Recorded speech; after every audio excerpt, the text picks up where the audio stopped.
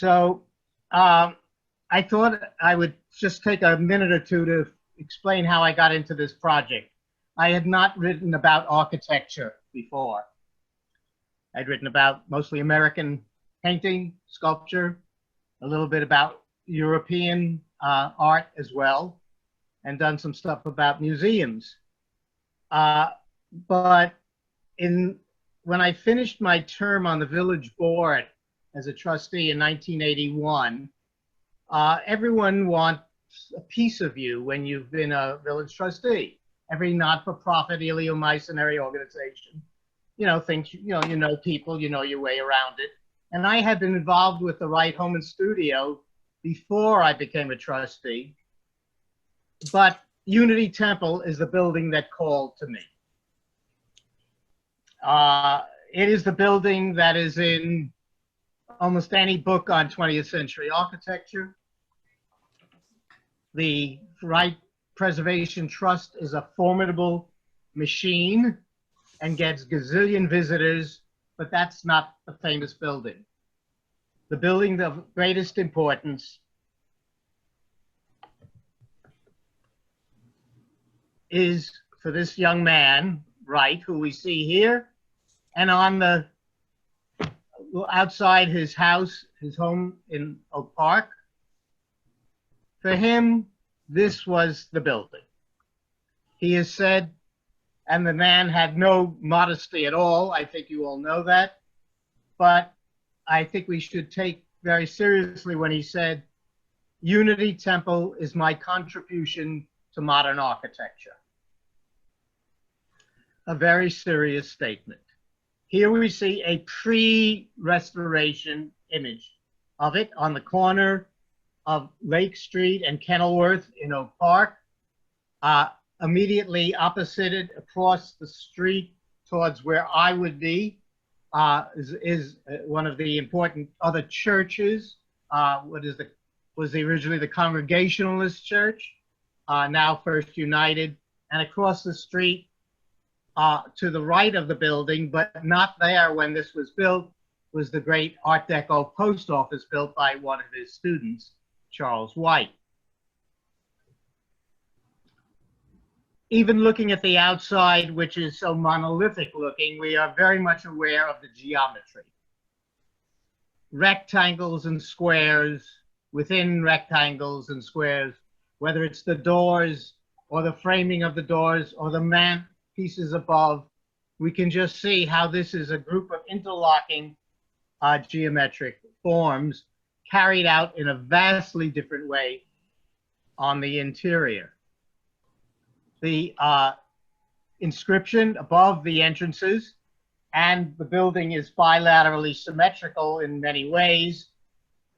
On both sides, the east and the west, and we're looking in from the west looking east, we have the same entranceway. Everyone comes in this way though, because it's off the street rather than along the side of a building. The inscription reflects the fact that this was a blend of a Unitarian and Universalist congregation for the worship of God and the service of man. I had a great instructor in one of my courses in American Social and Intellectual History in graduate school, who described this kind of Unitarianism as the fatherhood of God, the brotherhood of man, and the neighborhood of Boston, which I thought was delightful and in many ways accurate. Here, still before the restoration, is a look into the sanctuary, the room that, of course, most people recognize, the view that is most recognizable from the interior. We can see several things from this. One, we have essentially 4 levels of seating. 3 that are obvious, up at the top, this row, and here. But if we look down, peek down below on the side, you can see there is seating down there as well. Is my arrow reflecting accurately? Can you see that? Mm-hmm. Yeah. Okay. You might think this is the ground level and this is sort of a subterranean, but that's inaccurate. Down the seating down here is at ground level. When you walk into the building and you go from the entranceway, either to head to the right, to the south, to the social hall, Unity House, or to the left to the sanctuary, and you would come up through the doors here or here, fine, but they are closed. And you walk in the building at a level here. This is, again, not below, it is at street level. Then you have these other levels of seating. When we look here, we can see several things. One, it reinforces the multi-levels you have and the different points of view you have. Just looking at the speaker's platform here is so different than looking, at it straight on. And every level you are at, you have a very different view of the space. You're always aware of the geometry of it, and it's almost silly to point out the geometry when you see squares within squares, rectangles, squares within rectangles, even the cofferedness of the ceiling where the lay lights are, the stained glass up there, are all the same kinds of geometry, and we'll see what the windows themselves are. However, Wright, as much as he does geometry, he also plays with it, such as the way these wooden moldings come around and wrap around a geometric space, whether it's there or there, coming along the side and then down and then under. So it creates new geometric forms and to some extent emphasize and on the other extent deny the solidity or geometry of the basic forms. These big pilasters, these big columns, I should say, are not merely decorative and not merely just holding it up, because the heating system was made to come through these. One of his least successful innovations, because the old law was it that so much heat leached out through the building that the trees on Lake Street never lost their leaves in winter. Whether that is apocryphal or true, within 1 year of the building being completed, auxiliary heating was put in the form of radiators along the walls in order to heat the building. Okay, and here we have, again, looking down in from the center. If you will notice the carpet here of two different colors, this is originally the seating went all the way up to the front of this carpeting here. And so this is just an indication of the fact that a couple of pews were taken out, if you can all see that. The pews were one of the only things not designed for the building, but were bought commercially, since the church was more than broke by the time they were ready to put in any pews towards the end of the construction period. And again, just looking towards the pulpit from another view, again, the geometry is overwhelming. The colors that are used are delicate. They have been changed. They don't look like this very much because, unfortunately, some of the coloration and some degree even the texture were the fantasies of Wright's son, John Wright, or Lloyd Wright, I should say, who, when a consultant in the early 70s to the congregation said, oh yes, this is what the colors were, later on, substantial testing in the restoration showed A, they were the wrong colors, and B, that there was a effect of light that came through, which I'll go back to. So if you go up these stairs, actually, you would see the entrance to the minister's office, which overlooks actually into the social hall. And that is where, as a new member of the Unity Temple Restoration Foundation in the early 80s, as taking on the portfolio of archivist, I found all the original minutes of the time when the building was being built. I guess the greatest compliment I ever had about a book was when someone said they reading my book, which was essentially based on committee meeting minutes, and it read like a page turner mystery story because they are all there. It's just the minutes of the meetings, the correspondence between the head of the building committee, the president of the congregation, the architect, and the builder. So here's the glass that you're looking up in the roof, the coffered ceilings that we looked at, and there the geometry continues to be played through. Squares within squares within squares, differentiated by modest changes of color. Well, there was a congregation before that church was built. And the original church was the old Unity Church on Wisconsin Avenue, later Maple. Well, it was still, I guess, Wisconsin then. A block or two south of Lake Street in Oak Park, in the west end of town. And it was a very simple, spired, central nave church, right? Traditional, classic, and so forth, built between 1871 and 72. And it had outlived its usefulness by about 1900, after a very successful minister who we'll be talking about soon, Augusta Chapin, helped build the congregation. And upon her retirement, or leaving to go do other things, I should say, and I'll come back to her, Dr. Rodney Johannick came in, and the congregation was growing. And by the time 1904 came along, he was suggesting it was really time for a new building. And they actually, on the last week in May, I guess it was May 29th of 1905, they had a vote about, let's build a new church. Well, that whole issue was mooted the next Sunday when a fire lightning struck and the building completely burned down, making a new building automatically in order. So there we have the fire. There was luckily eyewitness, one of the congregation's active members lived right across the street and was able to report on the fire and, you know, what had happened.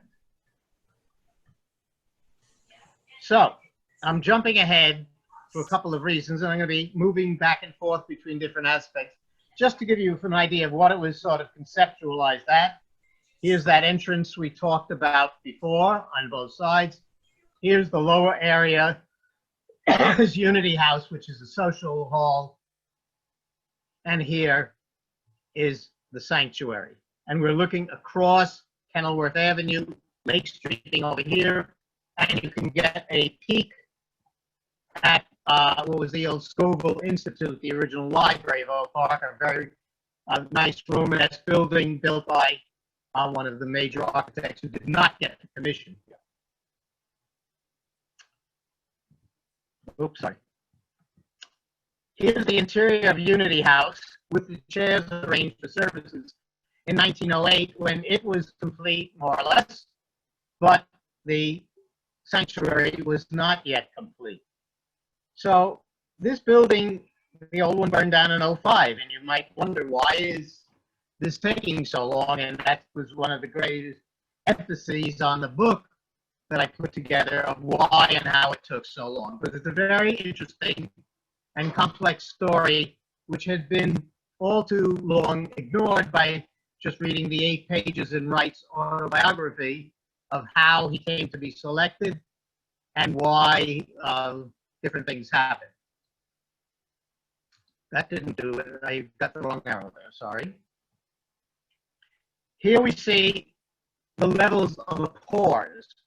And what I mean by that is it was poured concrete. One of the most expensive aspects of producing this building was not the concrete, but the wooden molds that you're going to pour the concrete in. And one of the reasons the building is so geometrically similar, so bilaterally symmetrical, is that you're able to use the wood on all of these areas over and over again. So you'd pour concrete in a wooden frame, then you'd build it up and pour the next level, pour the next level, and pour the next level. I hope you're getting what I'm talking about there. I wish someone would nod at me yes and no once in a while if you are, if I'm making that clear. So it had a very rough textured finish, very different than the smooth finish we saw on the inside. And so while the exterior and the interior are both geometric, there's no way you can really anticipate what the inside would look like, because this is so forbidding, if you will, and the light that comes in here and through the ceiling on the interior opens it up so much. Design changes. If you read the autobiography, which is one of the most interesting pieces of fiction I've ever read, you would see Wright says in his 8 pages that he designed the whole thing and immediately he conceptualized it before, anything, and there was no changes, that the committee, which was 8 good men and true, picked his design and no one else was considered. Well, there were 7 or 8 other architects who were interviewed, including the architects for all the other churches on the block, the Congregationalist Church across the street, the Episcopal Church to the west across the street, and the Presbyterian Church, now a different denomination, just west on the same side of the street. The architects, all of them, were very, very well-known architects, one of whom had already designed the Scoville Institute as well as the Congregational Church, and was the head of the American Architects Association in Chicago. And Wright sort of implies that he got the job partially because he was a member of the congregation, which he was not. But we'll get into that as well. But there were lots of design changes. I admit they took place over only a few weeks, but Taliesin, Wright's foundation, has all the original stuff. And after I was able to get a grant from the Grain Foundation to pay their usurious rates from Taliesin, I was able to get the drawings for the building. So, for example, here we can see steps going down to the level that I described as the real ground floor level that we saw just completely in the completed building. You look down into it. Here they were actually in the original design steps to lead you down. That completely changed. It was also a longitudinal church rather than a square seating area. All here, all the way along, which was also changed. And probably the most changes are seen in this view. On one hand, the easiest one to see is the large planters here, right? Loves his planters. The congregation got him to finally move them outdoors rather than to have them inside. You can also see, instead of having the recessed lay lights or stained glass lighting, it's actually down here presented as a drop ceiling almost. Completely changed in the final design. And this is the very hard one to say, and you can almost have to take my word for it. If we had a large screen, you could see it. And can you see these very faint lines? This was designed in brick. Oops, let me go back a minute. The first design was to have it in brick. And the first stories in one of the building journals of the day, when he was starting to do it, recorded that it was going to be brick. So this was going to be all interior brick. He changed that very quickly, but nonetheless, it did not start out full-blown from the head of Zeus as he would present. Why did it take so long? Why did it take 4 years almost to produce this building that was supposed to be ready in 1 year? And this is where it becomes very complex and very interesting. Some of you may recognize this building, the Larkin Building in Buffalo, long since torn down, and Wright gleefully reported in his autobiography that the wreckers went bankrupt trying to take it down because it was so solid. Well, you may notice that this building, completed in 1906, had already been started, you can assume, at the time of a fire that destroyed the prior to Unity Temple. Certainly, while I'm not saying it's directly related, you can certainly see the similarity in terms of the symmetry, the solidity of the concrete, even some of the design stuff up here that we see in the windows that overlook the congregation, and so forth. Well, one building does not make a story. Here's another building of Wright's of 1905, still extant, although now it's sort of a cultural center, and I have no idea where West Carroll Street is, but it's in Chicago. The Easy Polish Factory, finished in 1905, roughly at the time he got the commission to do Unity Temple. And again, it's not exactly the same by a long shot, but I think you can see something of the massing and everything that recalls it. But that's not the real reason I'm showing you that.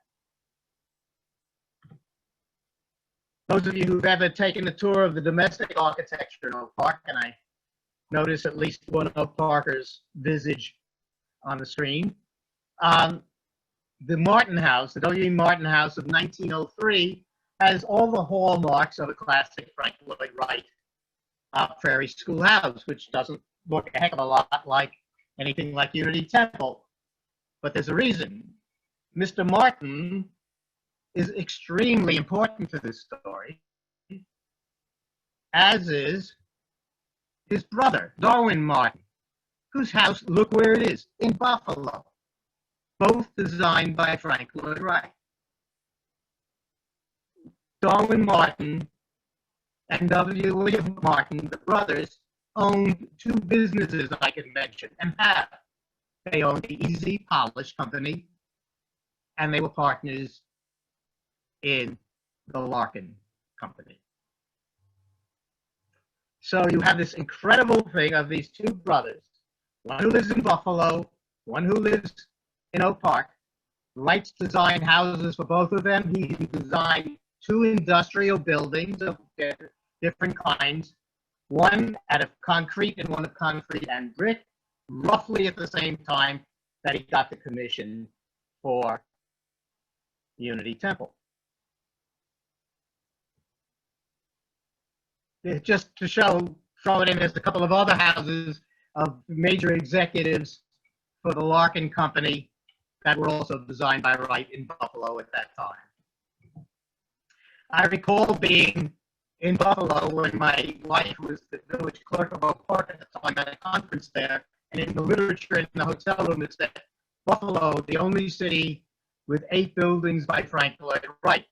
That may be true, but since Oak Park had 23, I wasn't particularly impressed. But it's important to note that almost all of them were associated with the Larkin crowd and the Martin brothers. So I hope you can all see that's an incredible interaction, and one that relates on to why Wright got the job in the first place, and secondly, why it took so long. It was decided by Dr. Johannet and Wright that they needed to sell the story, the plan for the building that he led, because it looked so unchurch-like compared to all the other churches, with their steeples and their bell towers and their rusticated masonry and all the other things, all these well-known and established churches that were all within roughly a block of this building. Now, there's a lot of rhetoric. The booklet, by the way, is still available. You can get it online. You can buy it when COVID is over. You can go into the gift shop and whatever and get it. The booklet explains in great detail, in theological terms, how and why it looks this way. If you look at our book, the book which I'm holding up here that you can't see, I just realized, Anyhow, the Noble Room, my colleague Sid Robinson, who was an architectural historian and architect at UIC, wrote about how he had a design and he was just looking for a chance to use it. And it related to all his other designs of that period. And essentially, the Unitarian rhetoric that was presented was just so much a sales pitch and had nothing to do with why it looks the way it did. Now, Marion Mahoney did the drawings that appeared in that booklet, and there's pretty much like what we ended up seeing the building done. She also then did the drawings for the Vosmuth edition of all his drawings, which he did for Vosmuth and Company in Germany, which was done right after he left Oak Park and ran away with his client's wife in 1909. But that's the part about Wright that everyone knows. They don't know this stuff. They know the important stuff, the sex, right? Who are the unsung men? Who's involved? Mr. Gale, Edwin Gale, was a founding member of Unity Church, the original building. Great mutton chops there. And he was the treasurer. He owned a couple of pharmacies in Chicago, which he lost in the Great Fire. And he owned a property that the church was eventually built on, as well as the piece next door. He was a big supporter of Wright. His son, Thomas Gale, was also a great patron of Wright, who had this house built, one of the three so-called bootleg houses, for those of you who have any knowledge of the Wright stuff in Oak Park. The three bootleg houses that are on Chicago Avenue, just west of Wright's own home, and which he built when he was still working for Louis Sullivan, and he did them illegally because he was under contract to Sullivan. And when Sullivan found out, that was the end of their relationship until many, many years later. Thomas Gale died young. This was 1892. Here's his widow's home, 1909, in Oak Park on Elizabeth Court, a couple blocks away, barely 2 blocks away. Very different in 1909. And not only does it fully look like a prairie school work of Oak Park, but for those of you who'd like to jump ahead, I assume you might recognize these cantilevered balconies foretelling and foreshadowing his House of Falling Water, where he really goes to town on those in the 1930s. So Mrs. Gale, she also had a vacation home in Michigan built by Wright, designed and built by Wright. So the family, again, a founding member of the congregation, owns the property. His son, his son's widow, all are very close to Wright's architecture. If that isn't the big leg up on getting the job of doing it at Temple, it certainly is. However, another person that's important, not mentioned in the autobiography at all, is Edward Ehrman, who lived on Kenilworth Avenue Street. He was chairman of both the Building and Grounds Committee of the church and of the Building Committee to build the new building. He's never mentioned. This is the man who had to deal with the contractors, who had to go back and forth with Wright about changes and why things were taking so long, et cetera, et cetera. Back to, again, why it's taking so long.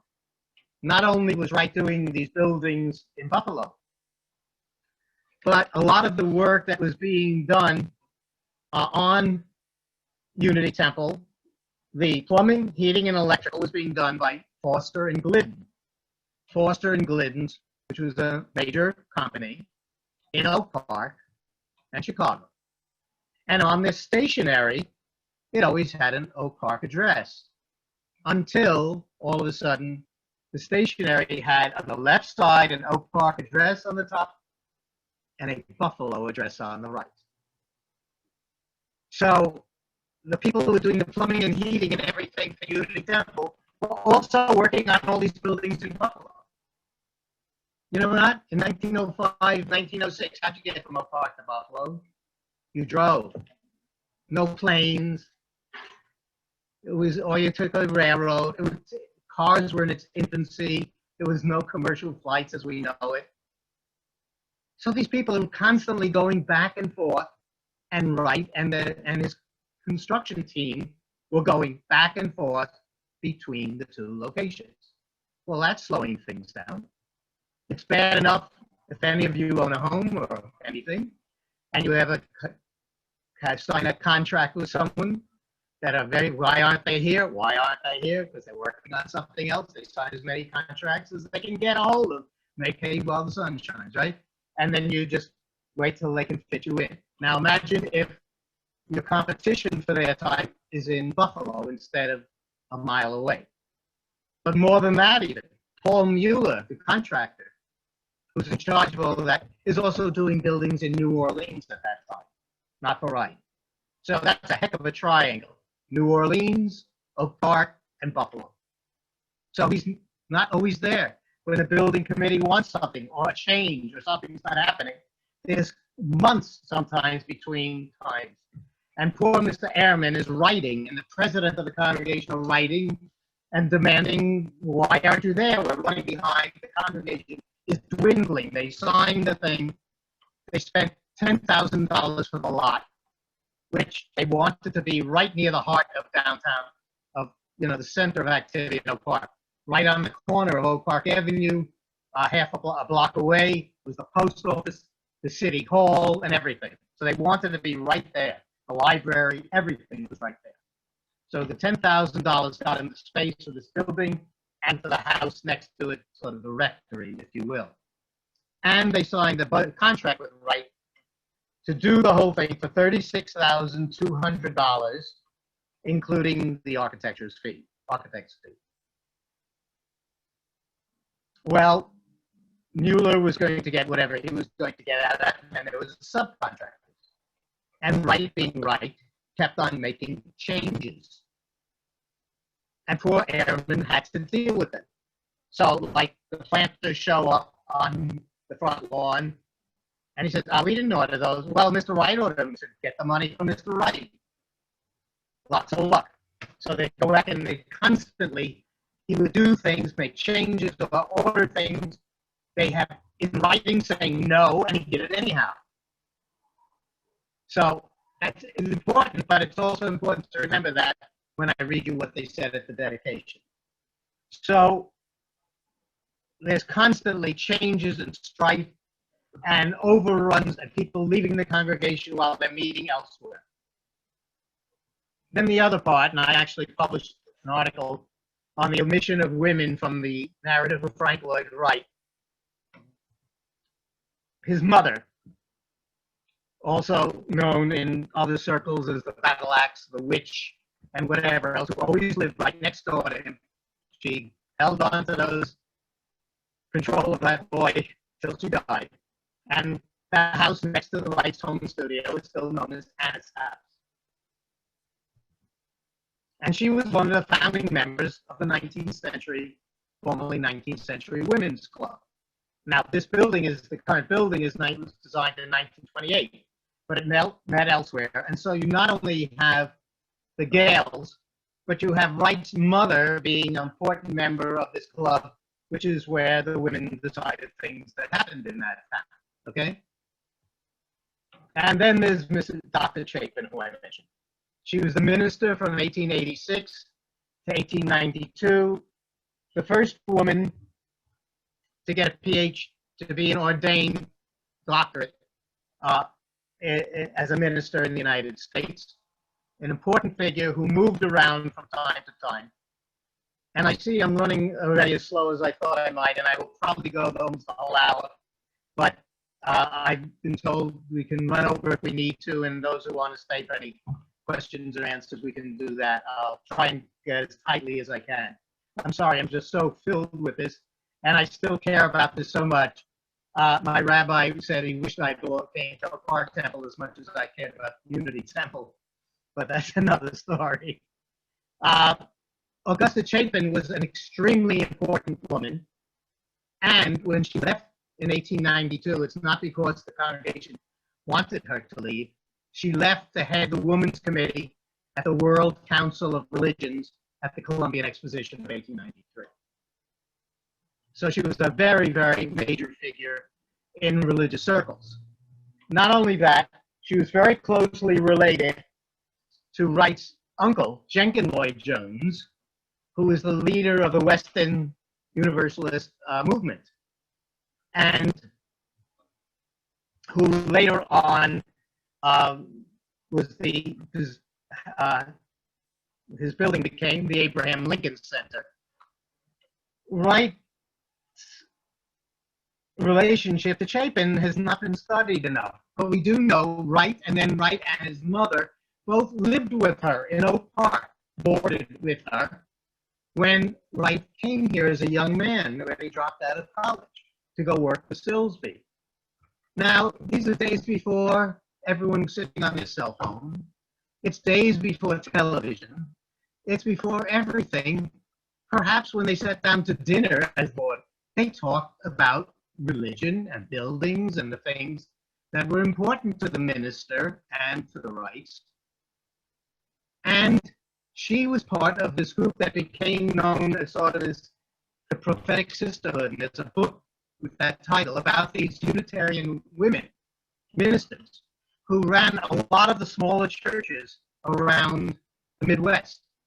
And they did so until after World War I, when the men started taking them over as the congregations grew and the salaries came up a little higher. They tended to be unmarried women before. But they also had a conception of the church that relates to the design of what Wright did. The idea, and that the term is still used, you can move into a town, they say, have you found a church home yet? Well, the idea was being home, that it should be homey. Here's one of the earliest buildings Wright designed as a church that was never built. A Unitarian chapel for Sioux City, Iowa, which had a minister, one of these women who were very typically part of this thing, and talked about how you should have a fireplace and you should have comfortable seating. And again, it should be home-like. The antithesis, if you will, of the patriarchal spired, and we know what that stands for, folks, I guess, that kind of building. So, then there's Mamie Cheney. This is Wright built the house, the Cheney House in 1904, just before this building started, for Mama Cheney and her husband, whose name I don't even remember, unfortunately. And that's where they had a big love affair started. And finally, he left town with her and went to Germany 3 weeks after Unity Temple was dedicated. She, who had a bachelor's and a master's degree, I think from University of Michigan, was an early follower of some of the early feminist writers, particularly Scandinavian ones, who talked about anti-patriarchy, who talked about woman's sexual life being her own to determine, and so forth and so on. And it contributed to a lot of the rejection, again, of traditional religious imagery.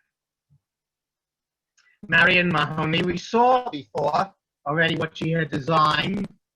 Well, she was in his studio as one of his longest-serving draftspersons. Another person that was there was Walter Burley Griffin, who did a variety of houses and other buildings around the Chicago area. But soon after Wright left, Walter Burley Griffin entered a competition and won the competition to design Canberra, the whole capital city of Australia. And Marion, who I guess had fallen in love with him, said if he marries her, she will do all the drawings for him. And we've seen already the kind of drawings that she could do. They married, they went to Australia, he died young. He also did stuff eventually in India, but then he died young and she came back to the States and had more of an architect career. And here again, We see one of the views from her drawings, and you can read a little bit about the descriptive aspects. The form of this, the gallery is carried around. It's describing what it's going to be. It's done before the building was built, again, as a sales pitch. Now, before we go on to the restoration, the building eventually was dedicated for 3.5 years on September 26, 2009, by which time, 4.5 years after it was commissioned, they had overspent like $12,000 on a contract of $36,000. Mueller went bankrupt, declared himself bankrupt right after this, because Wright attempted to stick him with all the changes that Wright demanded that the congregation wouldn't pay. Not only wouldn't they pay, but within the next year after the completion, there were lawsuits galore. There's all kinds of letters in the files from painting contractors and others saying, why you haven't paid your bills? You call yourselves Christians? Well, actually, they're not the Unitarians, but that's okay. They call yourselves Christians, and you have no complaint about our work, but you're not paying honest working men for what we've done. We said no. Go to Mr. Wright to get the money. So this was just so, and Mueller ended up eating some of it and got bankrupt. You'd think he would resent Wright tremendously.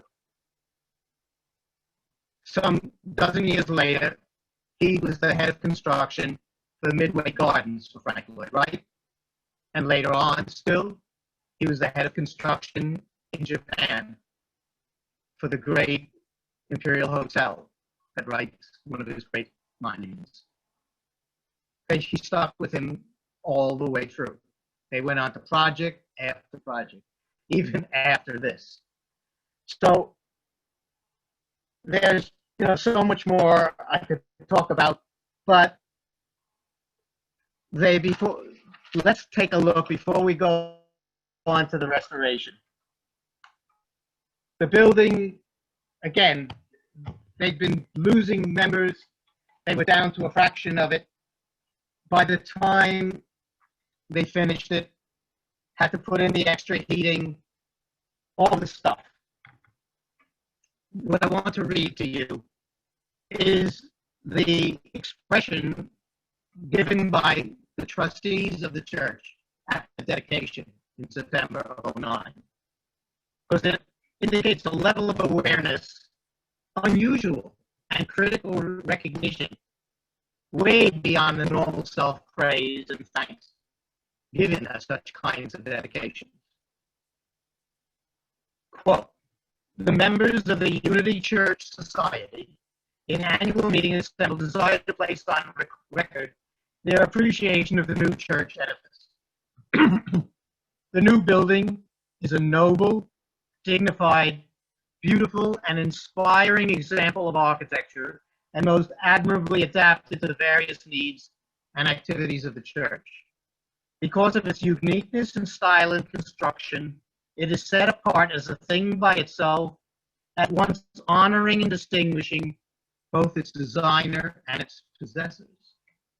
Because of its simplicity, beauty, and artistic effects, it cannot but exert a refining and elevating influence upon all who frequent its portals. We believe the new structure will grow in honor and favor both with the parish and the community. We extend to the architect, Mr. Frank Lloyd Wright, our most hearty congratulations upon the wonderful achievement embodied in the new edifice, and further extend to him our most sincere thanks for the great service which through the building he has rendered to the parish and to the community. We believe the building will long endure as a monument to his artistic genius, and that so long as it endures, it will stand forth as a masterpiece in art and architecture. Wow. I mean, that really says it all. However, there have been problems with the building and its construction. Part of it may be right, part of it may not be right.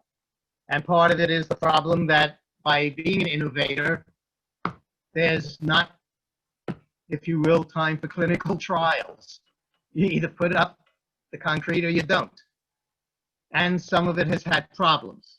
And I'm going to take a minute here to read a joke that's relevant to the point of how do you deal with this blame. A man is flying in a hot air balloon and realizes he is lost. He reduces height and spots someone below. He lowers the balloon and shouts, "Excuse me, can you help? I promised my friend I would meet him half an hour ago, but I don't know where I am." The man below says, "You're in a hot air balloon 30 feet above this field between 40 and 41 degrees latitude and 120 and 124 degrees west longitude. You must be an architect," says the balloonist. "I am," replies the man. "How did you know?" "Well," said the balloonist, "everything you've told me is technically correct, but is of absolutely no use to me, and I still don't know where I am." The man below says, "You must be a contractor." "Well, yes," replies the balloonist, "but how did you know?" "Well," said the man below, "you don't know where you are or where you're going, and you've made a promise to keep. But now you expect me to solve your problem, and you're in the same position as you were before we met, but now it's my fault." It sort of sums up some of these relationships we're talking about. So, $36,200 plus the $12,000 extra. Luckily, a few people died along the way, some congregants who gave money for the organ and so forth. But the building was very hot, very hard to use during the summer, and still not very efficient in heating. So eventually, there were a variety of attempts at updating it. It was declared a national landmark, excuse me, and a historic national landmark in 1970, and just very recently, it became a World Heritage Landmark. Between 2000 and 2006, they developed a comprehensive plan for the restoration, updated it in 2014, and hired Gunny Harbaugh's team to go in 2015 to 17. Put in a geothermal system, which you see the work at here, and put in scaffolding that recalls the original building being built. Only now they can afford to do it and didn't have to do it in force. The restoration cost $25 million. The congregation obviously didn't have a fraction of that money, but along came two major donors. Fred Eichener, who was a very wealthy man in Chicago and founded the Alphawood Foundation, gave a grant of $10 million. And then Colonel Pritzker gave both a $1 million grant and another $1 million matching grant. The congregation, I believe, has so far come up with $1.5 million. That's still at least about 10, 12 million. I never understood who's eating that, banks or whatever. Be that as it may, here's the scaffolding during the renovation. Here the building was completely wrapped to take apart everything. Entire internal scaffolding. Removing and packing the ley lights, all those stained glass from the ceilings in both the sanctuary and the social hall were removed, sent to California to be rebuilt.